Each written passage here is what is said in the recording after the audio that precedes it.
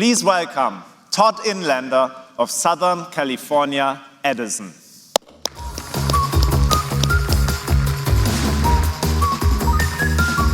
Hey, Todd.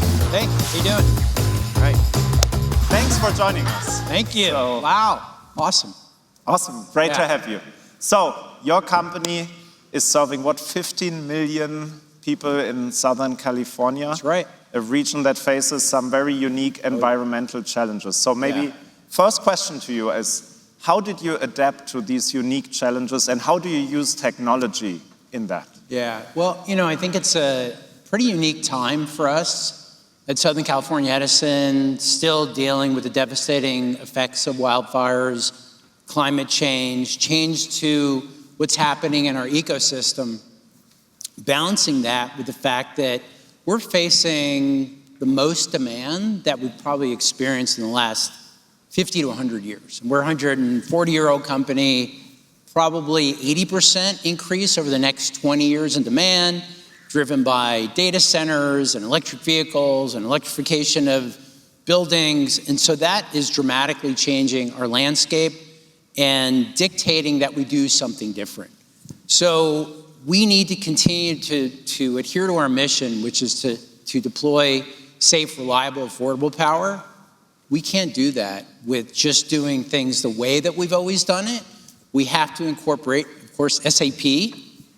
We're using that to transform the way we work in our environment, and so we're going to need to do that. But of course, we have to leverage AI because we really don't have enough humans to do all the work that we need to do, and we have to scale very quickly. Awesome. So maybe Todd, you were an early adopter of RISE with SAP and the SAP Business Suite. So how did SAP help you to create synergies across your operations at SCE? But I don't want us to get too far ahead of ourselves because we still have, call it another year, to deploy the SAP suite, and then we'll be deploying over the next couple of years. So we've set up our RISE environment, we have test environments and all that good stuff, but what we need to do is create strong change management in order to make sure we adhere to the clean core and leverage BTP and all the list of SAP buzzwords I'm supposed to say. But we want to make sure there was no money involved. No money. Although every time I mention AI, I get $1. So, but we need. No, yeah, I'm not a paid speaker, clearly. So we do need to leverage those things, but it's going to come. Change management is prominent in that because we want to not modify our application portfolio. When we implemented ECC, I don't know, like 15 years ago, about 66% of our enhancements were never used. So we're learning from that experience. We want to keep a clean core.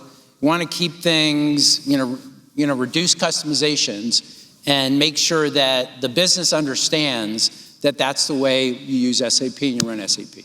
Awesome. Yeah. So you already touched on AI. So what are your plans using AI for your further transformation? We have zero plans for AI. No, we're done. No, we have been using AI, oh my gosh, because of the advent of wildfires. We have been using 8 to 10 years, leveraging AI for inspection, for looking at assets and taking pictures. So we've done all that, and then of course came the large language models. We started to use that more as an efficiency for regulatory, for IT, for customer service. Where we're moving with AI is we need to kind of push the envelope in the field for grid operations, the equivalent of Joule or Copilot for grid operations, so we can create a more autonomous and reliable grid, and that's how one of our more prominent use cases. We're also thinking and actually started,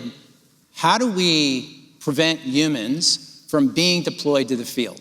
And from a safety perspective, from an increase in quality, so we're leveraging LiDAR and satellite data to look at vegetation management is basically fuel for fires, is to reduce that by doing pre-trim inspections, leveraging AI. And so we have a series of deployments that are scheduled over the next couple of years. We're heavily dependent on AI. Awesome. Yeah. So maybe last bonus question. Yeah. So what's next on your journey at SC? Let's see. So, of course, our SAP deployment, which, as I said, will take several years, and we're going to use that to transform our back office operations. We will be integrating Joule and other AI solutions into that, because to do things the way we've always done it and expect a different outcome is what the definition of insanity. So let's not be insane as a public utility. We're gonna deploy those capabilities. The other major change we're also making is we're changing the dynamics of how we operate the grid with more control system capability, more automation and outage management, and with an overlay of AI of all of that to create a truly autonomous, adaptable grid for the future. Awesome. So the next Colossus data center can be built in Southern California. Absolutely. We're ready in 5 to 10 years. No, yes. Thank you, Todd, for sharing your story. Sure. And thank you for the partnership. Absolutely, yeah. Thank you.